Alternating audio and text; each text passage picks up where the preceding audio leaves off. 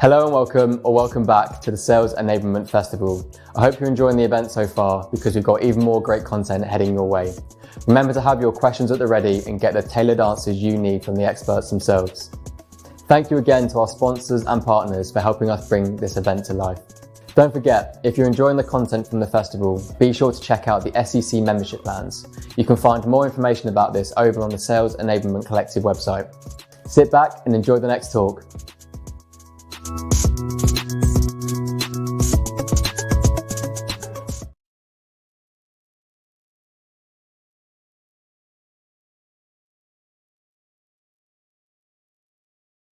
All righty. Can I just check that everyone can hear me okay? Someone type in the chat that you can hear me.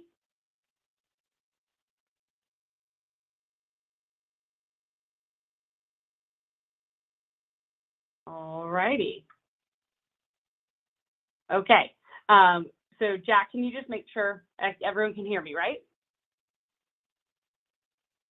Okay, perfectly. Thank you, Bentley. And hi, everybody. And thank you for joining me today. So I am Sarah Frick from Ring Central, and my topic is coaching in a work from anywhere world.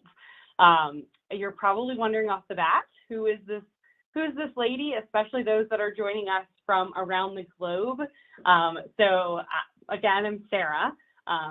One of the things that everyone will tell you is that I love adventures. So one of the things that has been so hard about COVID is not being able to actually get out and having to recreate those sometimes in my backyard. I am married. The picture you're seeing is of my husband and I with our dog, Walter. He's named after Sir Walter Raleigh, which is where we got married. And currently the love of our life. Nothing else has taken his place just yet. As we think about, why am I qualified to have this conversation today? And ultimately, why did I get into doing what I do? My parents will tell you that I absolutely knew I was going to be in sales from a very, very young age. One of the things that I figured out early on is that if I put the tooth under my pillow, but then removed it, my parents would see that and leave me $1. And apparently it happened about 11 times before they realized that I had not lost any additional teeth. And I just was chipping them out of money week over week. So needless to say, I love what I do. I love sales and so excited to be here today. I've been in a quota carrying role, through a management role, and now in an enablement function, and have loved each of them, bringing a little bit of the piece of the pie of who I've become in my career.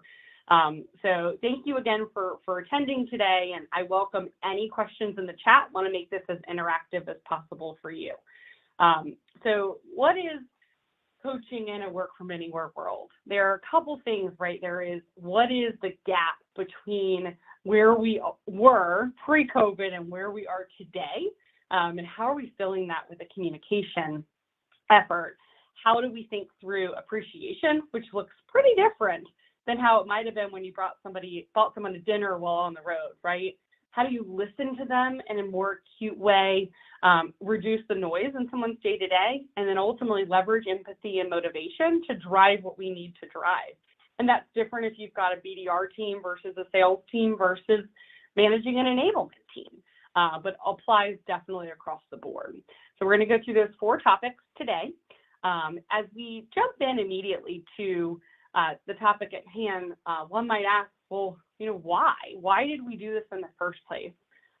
So my head of sales came to me at sales kickoff 2 years back, and he said, Sarah, if you were able to do these 2 things this year, I would say that enablement was successful. So number 1, support the team in getting to the number, and number 2, keep my team happy. And I stood there for a minute, and I was like, happy? Like, why? Like, why? Everyone wants everyone to be happy, but if they're making money, they should be happy, right? But at the end of the day, what he was really alluding to is there's a huge cost to losing an employee. We say that an enterprise rep is about $2 million. It's probably significantly higher than that. Even if you think of a BDR role, right, one that we hire a lot of within an organization, what we're really finding is it's the recruiting time, it's the onboarding, it's goal attainment, it's the quota that you're holding for that individual when they're not performing in role. But what's really interesting is the brand that someone might lose in the territory. Think of a BDR, right, that it doesn't quite have the messaging right, and they're burning through that territory and burning your brand that you've created.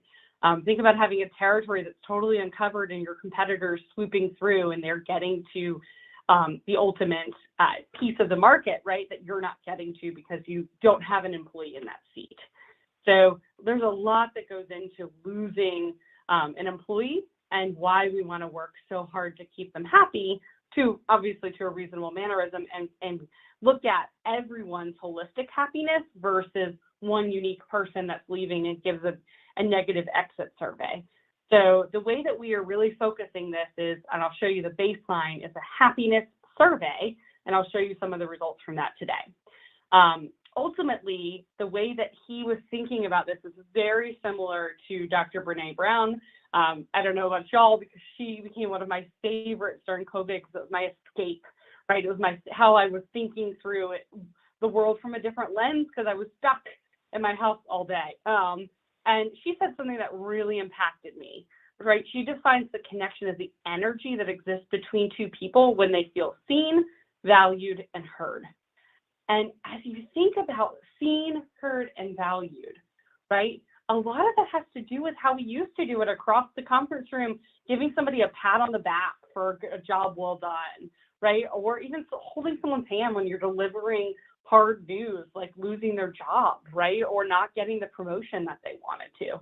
A lot of the energy that we gave off as leaders and managers within our organization was very physical in nature. And it's hard to transition that someone's really being heard in this remote world. The reason that it's so difficult is this information gap, right? We had something that was in person and something that's now missing in this remote industry. Melissa Regan on my team did a phenomenal job in thinking through our sales methodology, right? And what was missing in those gaps. And huge kudos as she thought through how does this then apply to everything that we're doing at an organization. What you're seeing in the missing category is there's less information being transmitted because we're assuming that someone might have the other piece of the puzzle. There's less body language ultimately to read. I mean, I'm talking with my hands to engage you, but it's super different than me being on a stage and being able to look at you in the audience. There's less to see, right? You're seeing a blank wall behind me instead of potentially moving around from different rooms. And there's less to focus on. It's easy to go check an IM or a text message or an email that just came in, even when you're in that one-on-one conversation. As you think through what we're really looking for here, it is finding the connection, right? We used to be in a conference room with no other technology. Oftentimes you didn't bring your laptops for a one-on-one, and we're missing that level of connection. And because of that, what happens is we place more weight on other pieces of information, right? So if you're a manager in a one-on-one with an individual and you start checking an IM that just came in, they might read into that you don't care about what they're talking about. You're not truly listening to them. And the other part that it does is makes our brain work harder. So because of that,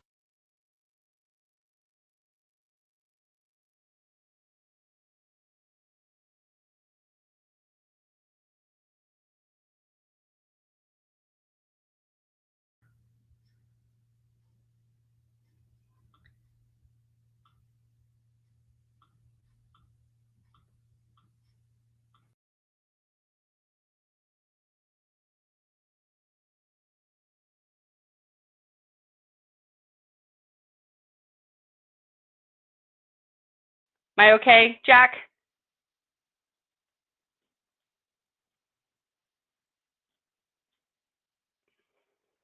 All good.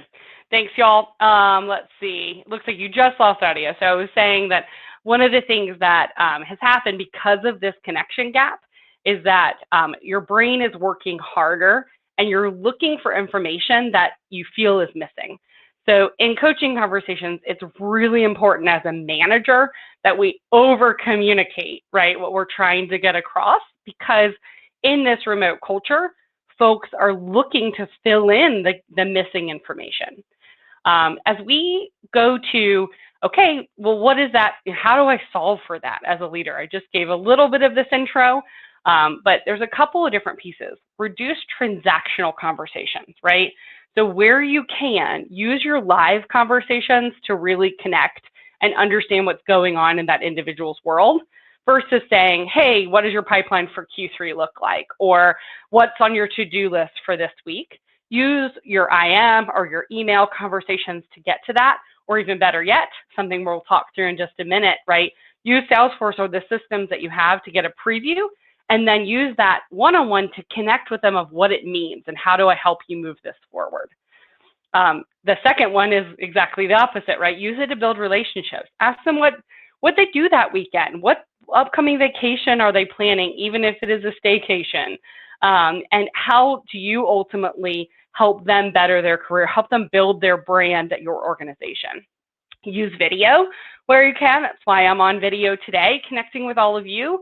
How do you really think about using that strategically, though, right?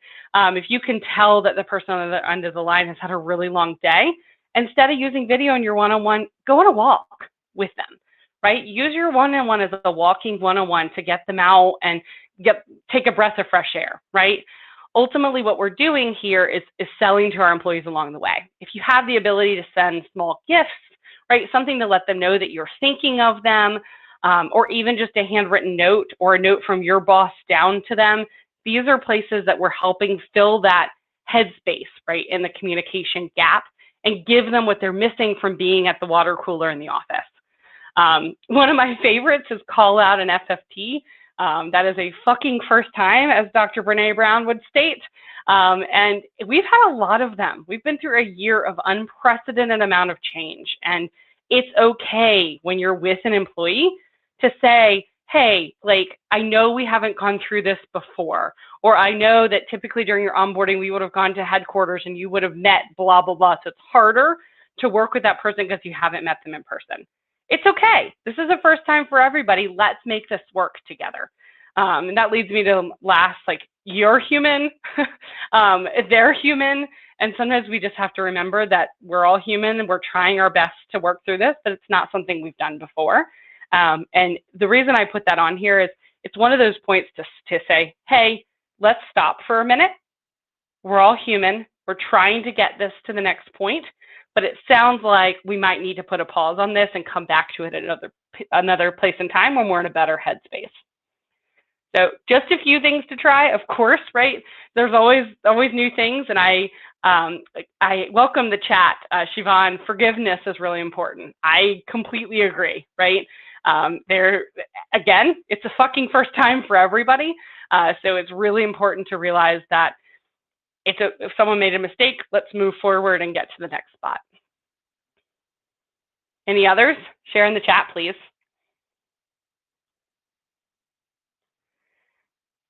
So I mentioned that Carson said, okay, Sarah, I want my people to be happy. And I said, okay, well, we need a baseline, right? What ultimately is happiness at Ring Central? So we ended up coming up with a happiness survey. It's a 10-question survey. We estimate it takes between 5 to 7 minutes that the AE team is taking.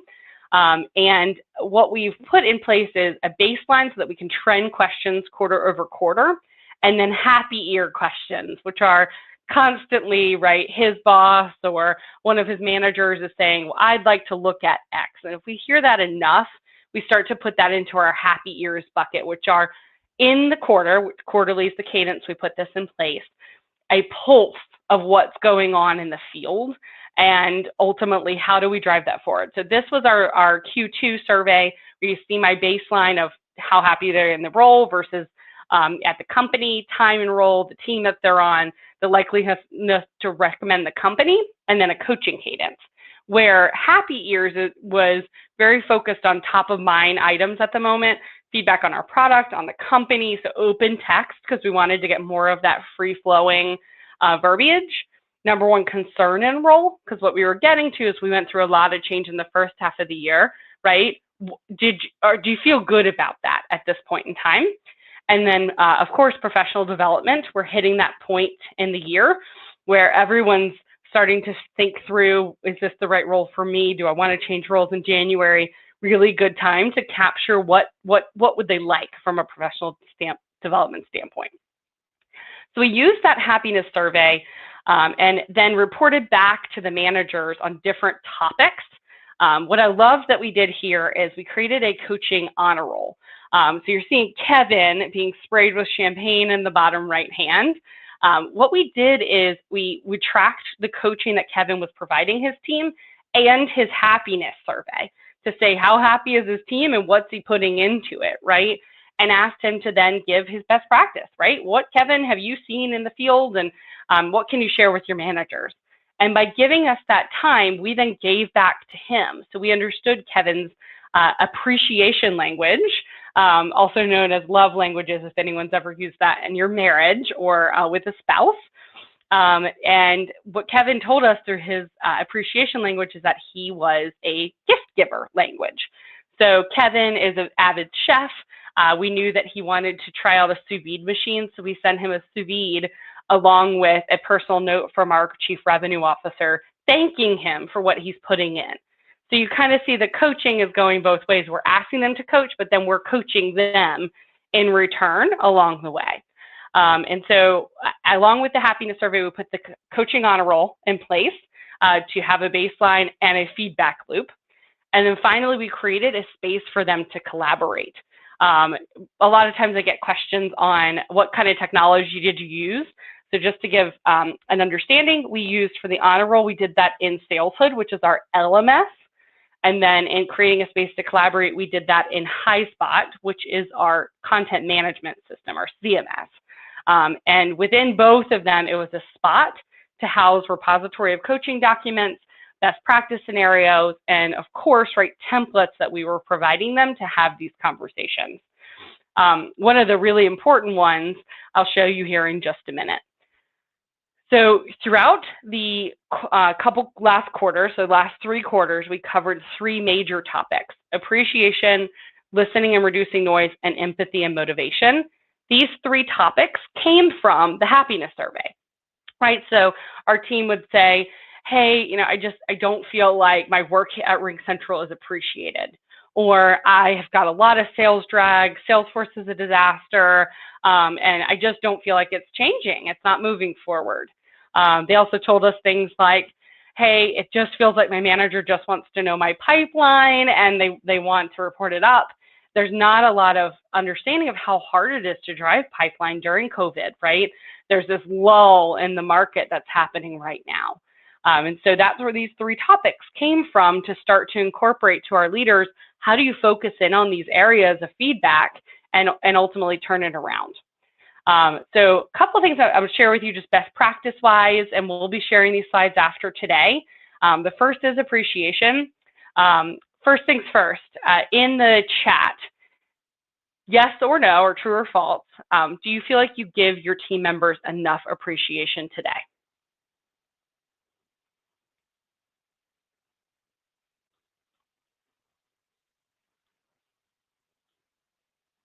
Come on, team.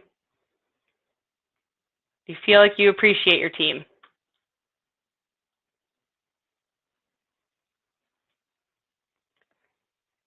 Yes, you do? Good. Probably not. I'd agree. I see a lot of yeses, and I do my best. What I find in bringing this topic up is everyone's always trying, but the thing with appreciation that's really critical is understanding the appreciation language of your individual, right? So at the end of the day, if you're giving them all the words of affirmation, but they're a gift-giving language, you're not going to hit the mark with them, right? So it's really hard to do this very efficiently and very well.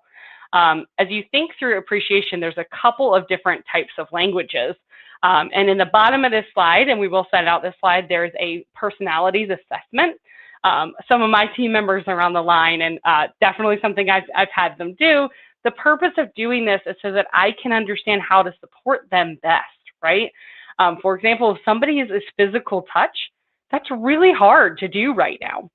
That's one of those things that we constantly have to think of new and innovative ways. Maybe it's something like, giving a high five emoji, even though it's not the same thing, saying a high five emoji and saying, I wish I could give you this in person, right? Can't wait till I can do this in person with you again. Acts of service, right? A lot of folks are very much of a feeling supported by you by offering your support. Hey, Bentley, did you have a question? I don't know if I can unmute you here. Jack, can we let Bentley answer a question or ask a question? All right, I know we've got 10 more minutes, so maybe we can open it up at the end. Oh, no problem, not a problem at all. So what is really interesting is understanding the language and making sure that you're accommodating towards that language. You're spending your time as a manager in the right spot for that individual. Thanks, Bentley. High five to you too. The second topic was listening and reducing noise. So what was really critical about our team at this point in time is we did the lovely move of Salesforce Classic to Salesforce Lightning. I'm sure many of you on the line have done that at some point in time. And listen, the buttons are in different places and it looks different and it feels different, and that causes panic. Just like we just said, right, we also did this in a remote environment, which means them looking for additional, right, spots in the communication that might be missing depending on what they need. So under listening and reducing noise, we reminded the managers of what good versus, even better our listening looks like. So a lot of listeners were trained to say, not interrupt the person, right? In an effort not to talk over them typically. But what that does is it causes a one-way conversation that the team member's not getting anything out of it. You're not there as a leader to them, helping them solve for a challenge or issue. So what good listeners really do is they ask a lot of questions. They do interrupt to be part of an active conversation if they have to. Ideally, there's pauses that you can bring insight to the conversation. Sometimes they're making suggestions, right, if the team member might not be going down the right path, but ultimately they're cooperative and helping you move forward the topic versus being competitive to you. So a lot of the guidance that was given to managers early on around not interrupting was to not be competitive with the conversation. Really what we want to do is we want to be cooperative in helping them move it forward, but you got to be an active participant. You can't be saying along the way, because all that's going to give the person is them thinking they're doing the right thing, even if you don't, that there could be more that they could do and you could teach them as a leader. So way we've taught our managers how to do this is a one-on-one prep sheet. So thinking about going into a one-on-one conversation, the best way to ensure that you're not or trying to figure out what they're talking about the whole time is to prepare for the conversation. Early on, I was saying, hey, let's make sure that we don't ask very transactional conversations like what's your pipeline in Salesforce, right? So this allows you to go into Salesforce, look at the dashboard that Sales Ops provided you, or look at the assessment that your employee filled out to prepare for your one-on-one and ask things that are relevant to driving the ball forward. So going back to this, driving cooperative, positive view of moving forward that project that they might be working on. So as you think about what this is doing, all this is doing is saying, what's going on? What did you understand about the current situation?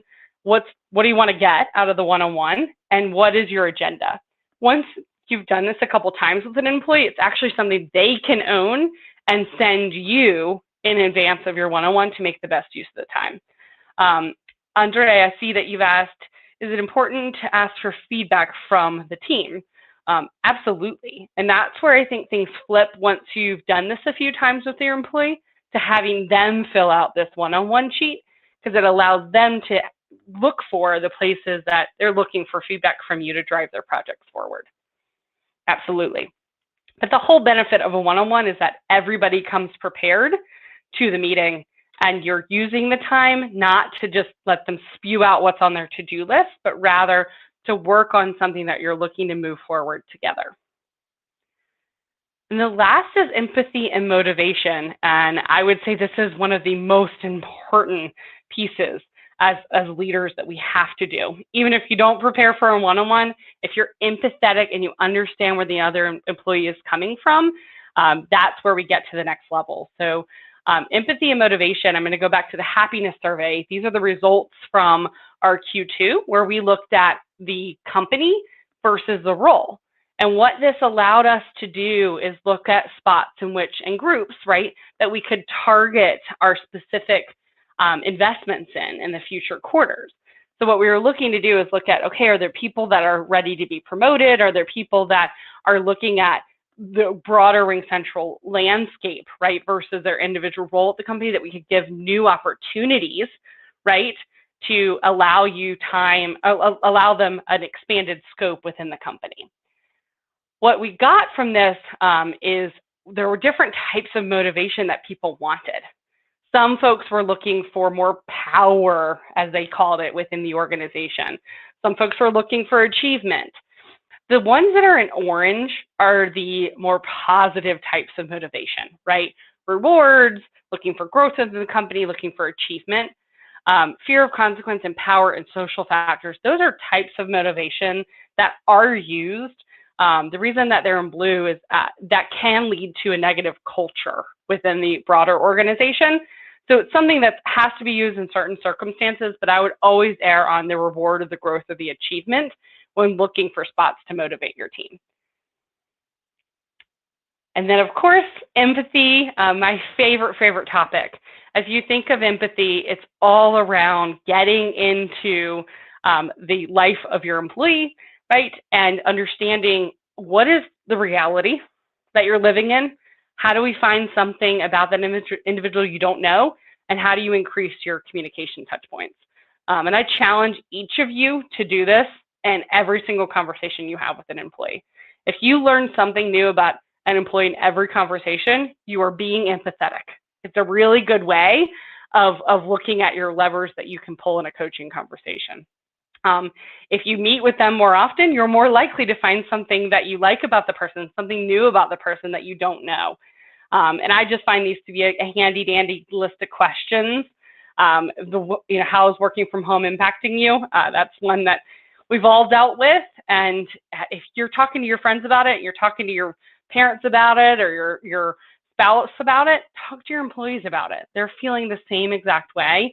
And it's important that they know you just as much as you're getting to know them.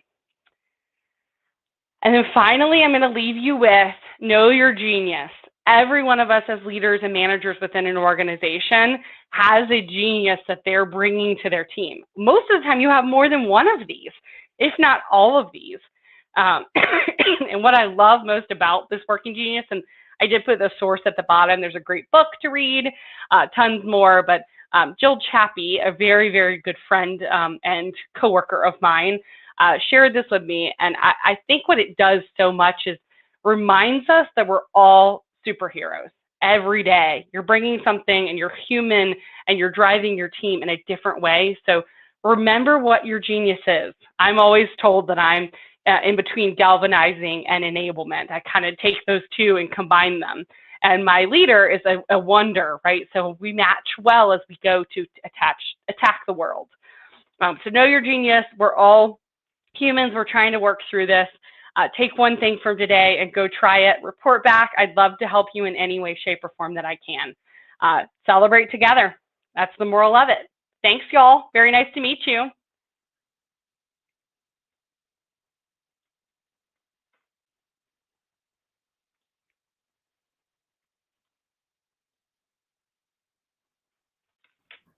Can you hear me? I can, finally, Jack. Finally. We have finally fixed the problem. Yeah, sorry everyone. That was a massive tech hiccup. Not too sure what happened, but I guess it goes to show that you can never truly rely on technology. So it was a fantastic session, and yeah, kind of brilliant way to do it. If anyone does have any questions for Sarah, please do drop them into the chat. I know obviously you were kind of going along and and answering kind of everyone. But if you didn't, there was one question here that said, is it important to ask for feedback from your team? Absolutely. I think as much you're giving them a lot of feedback along the way. Today, I focused on when you're going to deliver it, what are our vehicles essentially to do so that it's taken the best way that the employee can incorporate it.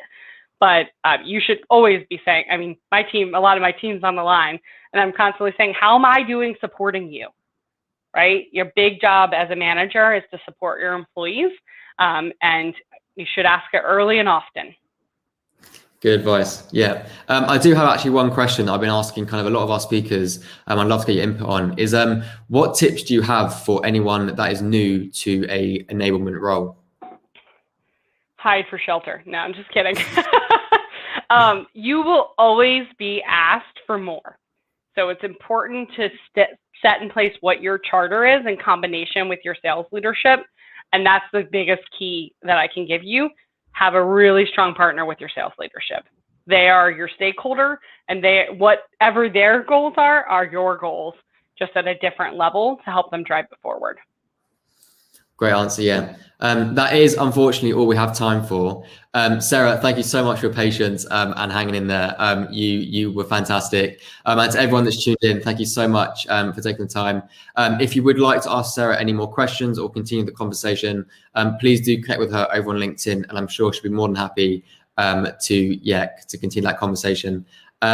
With that being said, Sarah, thank you so much. Thank you, everyone, and we will see you all very soon.